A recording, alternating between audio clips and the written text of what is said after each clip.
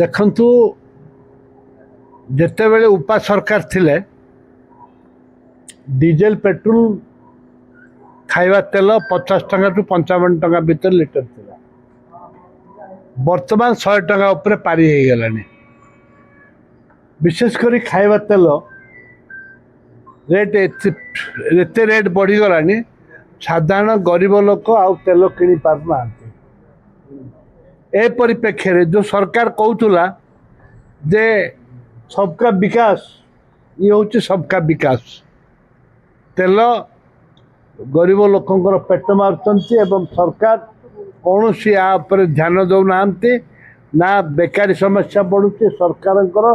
ଏ ପରିପ୍ରେକ୍ଷୀରେ ସରକାର ଆଉ ରହିବା ଉଚିତ ନୁହଁ, ରିଜାଇନ୍ ଦେବା ଦରକାର, ସରକାରଙ୍କୁ ଭାଙ୍ଗି ଦେବା ଦରକାର। କଂଗ୍ରେସ 14କୁ 14 ଠିକ୍ ଅଛି।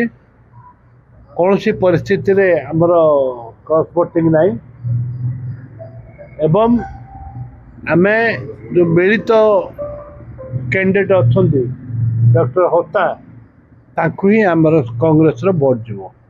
ସେଟା ସଭାପତିଙ୍କ ଉପରେ ନିର୍ଭର କରେ, ପିସି ସଭାପତିଙ୍କ ଉପରେ ନିର୍ଭର କରେ ଯେ କିଏ ଭୋଟ୍ ଦେବ କିଏ ଦେବନି।